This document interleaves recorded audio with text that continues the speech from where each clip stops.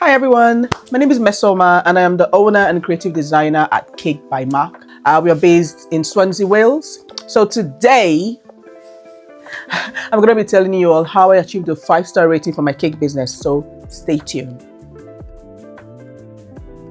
So first is first, get registered with your local council. I live in Swansea, and so I got registered with my local council here in Swansea. You just need to go online and then type how to register a food business. Follow the prompt that comes up, and then it will give all of the details that you need. I don't know if the same thing applies for England and Northern Ireland, but I live in Swansea, and so this is what applies here where I live. So next thing, this is called the Safer Food Better Business for Caterers. Once you've done your registration with the council and as part of their confirmation email to you, you should receive a link that takes you to where you can find this. I think usually it takes you to their website because they've got this on their website as well. This is also called the Safer Food Business Pack. Basically what this is kind of like a manual, like a training manual and like a records book as well.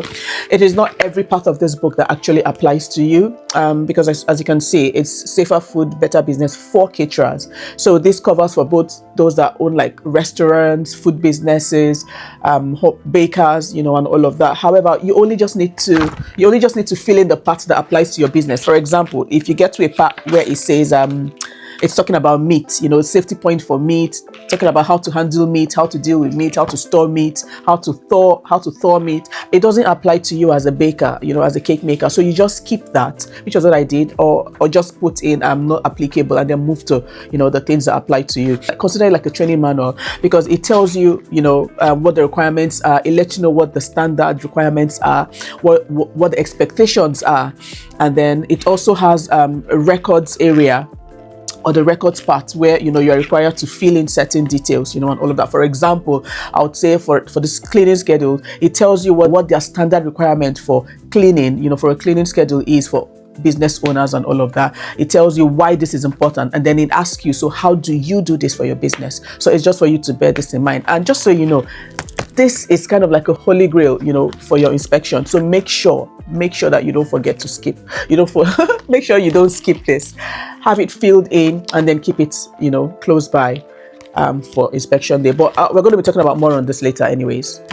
Okay, next, I'm just going to drop this and then just to let you know as well that I also made a pre-inspection checklist. So in preparing for my inspection day, caveat here, I wasn't sent this. Okay, I made one for myself, and this was just to help me, ensure that I had everything in place, just as a reminder of what needed to be done and all of that. And part of the things I put down on my checklist included ensuring that my records were up to date, records for my cleaning, so the cleaning schedule records, the temperature logs, allergen information, updated allergen information, my supplier records, staff training documented.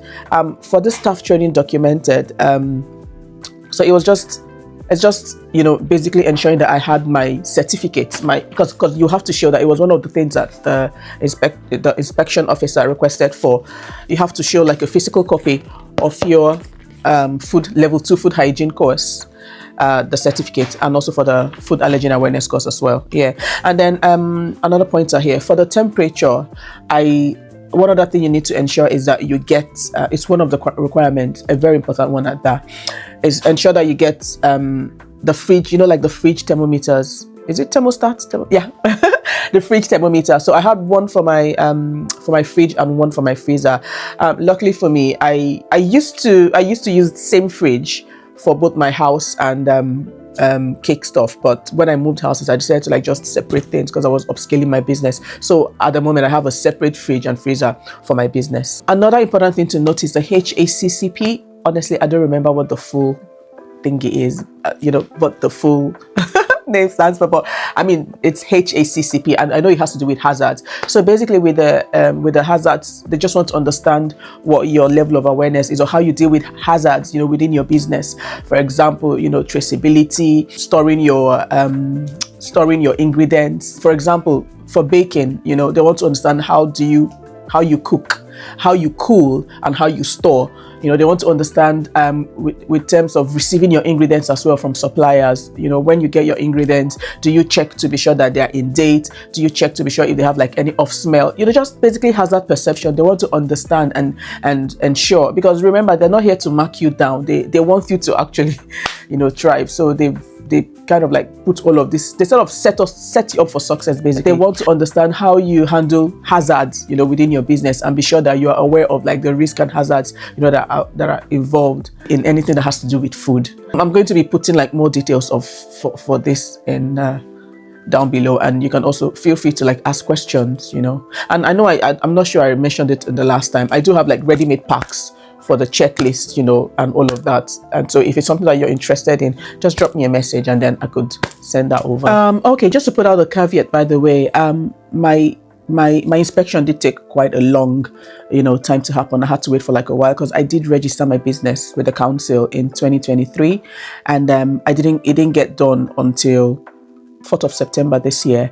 And I believe it was as a result of COVID. At the time, there was a long wait, obviously due to the COVID period. So I don't know if there's still a long wait at the moment. Just to let you know, if you're looking to register yours now, you might probably not have to wait like I did, or you might still need to wait. I don't know what the wait times are like now, but mine took like really long because like they did say to me, they didn't class my home bakery as a high risk, business and all of that. So they were literally attending more to the high risk businesses. So just so you know.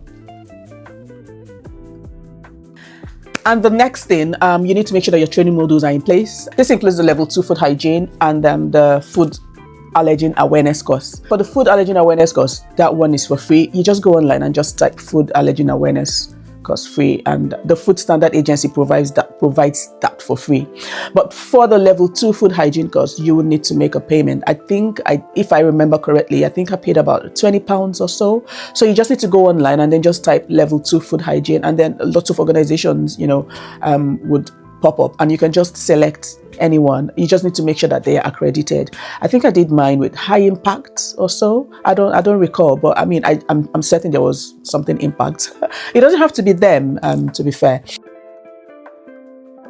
And then next as well, you need to make sure that you get your business insurance. I did mine with Simply Business. I mean, this shows the council that you are serious about not just protecting yourself, but also protecting your customers and clients and people that you get to deal with in your business. So having the business insurance is very, very key. So remember, have your training modules in place, and this includes the level 2 food hygiene course, the food allergen awareness course, and business insurance.